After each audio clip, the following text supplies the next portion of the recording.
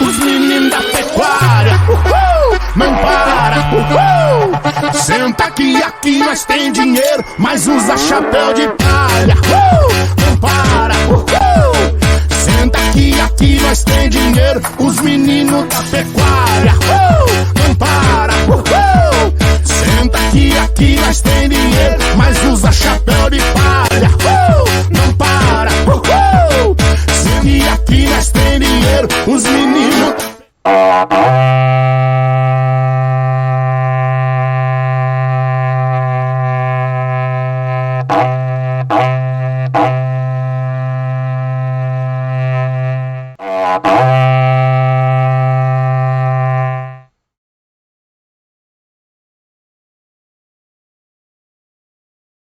O conceito de degradação, ele é amplo, mas de modo geral é definido pelos processos resultantes dos danos causados ao meio ambiente que alteram suas características físicas, químicas e biológicas.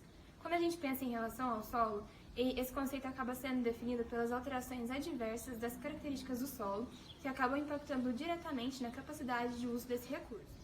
Considerando a atividade agropecuária, os principais fatores que causam a degradação dos solos e que serão abordados nesse vídeo hoje são a erosão, a compactação, a poluição química e a salinização.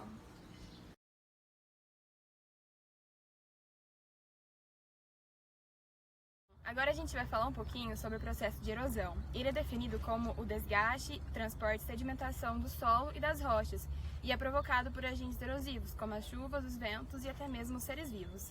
A erosão ela pode ser classificada de duas formas. A primeira classificação é a erosão natural e ela ocorre pela ação de fenômenos naturais, como as chuvas, as águas dos rios e os ventos. E a outra forma é a erosão acelerada ou antrópica, que é quando a ação do homem acelera o processo de erosão natural. E assim a gente tem como exemplo de erosão antrópica dos solos as atividades agrícolas e pecuárias que são realizadas com manejo inadequado e que causem a remoção da cobertura vegetal, o pisoteio por animais, a aração profunda de solos decaídos e a compactação desses solos pelo uso de maquinários agrícolas. E quanto às consequências da erosão, a principal consequência e a mais forte é o acontecimento das vossorocas, que são grandes escavações nos solos causadas pelo escoamento da água em áreas que têm pouca cobertura vegetal.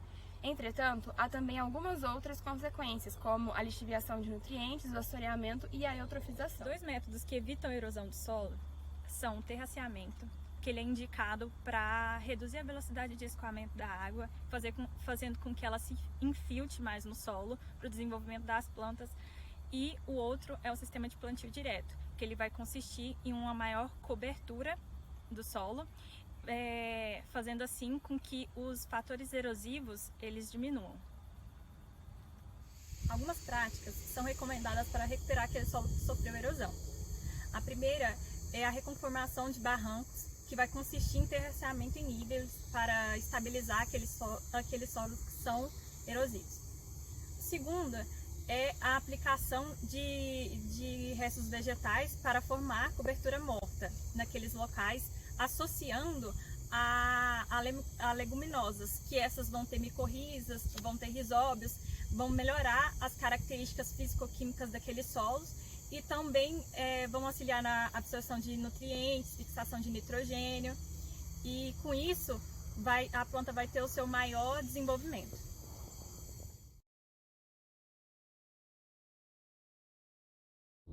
A compactação do solo é o rearranjo das frações sólidas e porosas do solo. Ela ocorre por meio de um processo de adensamento do solo gerado por pressão sobre sua superfície. Essa pressão ela pode ser exercida por rodadas de maquinários agrícolas, bem como por ação frequente de implementos como arado e grade, que levam à destruição dos agregados, reduzindo a porosidade do solo. Entre as consequências da compactação do solo, pode-se citar a queda da capacidade de infiltração e retenção de água no perfil, a redução da aeração do solo, a diminuição da capacidade de penetração e a limitação do desenvolvimento radicular, tendo impacto direto na produção. Primeiramente, deve-se evitar o uso de maquinários muito pesados no solo. é sempre essencial ficar atento à época do ano para começar o plantio ou a entrada das máquinas. O solo deve ser mobilizado ou cultivado em condições ótimas de umidade, nunca muito encharcado ou excessivamente seco. E o mesmo padrão de observação deve ser adotado com a soltura do gado, em caso de uma fazenda de pecuária. Uma vez que o solo compactado, pode ser apenas parcialmente recuperado, e não existem máquinas capazes de devolver a sua estrutura original do solo. A adição da matéria orgânica é o único método realmente eficiente. Adotar um sistema de produção de gramíneas, como a braquiária, por exemplo, é uma boa opção.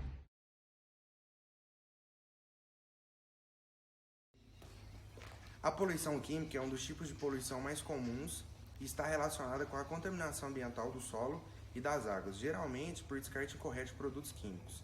Esses agentes químicos descartados incorretamente provocam reações na natureza, que acabam desequilibrando o meio ambiente. Alguns prejuízos causados por essa poluição tornam o meio ambiente impróprio para a vida, tem o risco de contaminar organismos de outros ambientes por meio da cadeia alimentar. Podem atingir os lençóis freáticos e contaminar os cursos d'água próximos. A descontaminação do local, também chamada de remediação, é um processo caro e demorado, um dos motivos para que a área permaneça contaminada por muitos anos. Para a recuperação do solo contaminado, é necessário observar 3 quesitos: o histórico de utilização do local, o grau de contaminação e seus tipos de contaminantes. Com isso, observar qual seria a melhor técnica para a recuperação do local. A recuperação da área contaminada pode ser feita de modo ex situ, no qual se retira a terra do local, ou de modo in situ, no qual se trata diretamente do local. Com isso, é possível realizar a oxidação química, que é a degradação dos poluentes através da injeção de oxidantes químicos reativos, ou pela biorremediação, que é a degradação dos poluentes através de fungos e bactérias. Agora vamos falar sobre o processo de salinização do solo, no qual nada mais do que é o acúmulo de excesso de sais minerais, Na+, e Cl- em forma de íons na superfície e também na estrutura interior do relevo. Quando o índice de evaporação é muito elevado, a água passa para o seu estado gasoso, enquanto os sais minerais não. Aí assim ocorre o seu acúmulo. E esse processo é mais recorrente em áreas de clima mais seco e para poder evitá-lo é preciso de realizar o correto manejo dos solos, assim empregando práticas de irrigação que não sejam prejudiciais para o meio plantio. Vou falar um pouco sobre como recuperar o solo que sofre salinização. É possível fazer isso através da adoção da prática de irrigação e drenagem adequadas e, de acordo com a coordenadora técnica do Senar, é possível também utilizar condicionadores físico-químicos. Ela usa como exemplo o gesso agrícola. Um pouco sobre as consequências da salinização, é importante falar que vai desde um grau mais leve, que vai reduzir a produtividade das culturas, o desenvolvimento, até um grau mais elevado, que vai poder chegar à desertificação da área. Parece fácil, mas nem é não. Quer saber mais? Passa pra cima. Hay que modificar, hay que traer, hay que hacer esta secuencia de los símbolos. É que vale a pena, vale a cama, vale o risco. E é um arranhão pra quem já tá tudo. Agrovlog com elas. Ai, não aguento mais. Dia de lutas. Química, que é a destruição dos poluentes. Ah, não! Por favor, véi! É sério! Ah, não! Olha aquilo ali!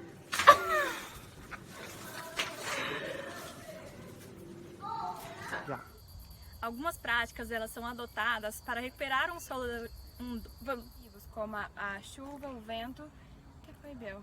Ai, tem borrachudo, velho. Ai, não. Desequilibrando o meio ambiente. Alguns prejuízos causados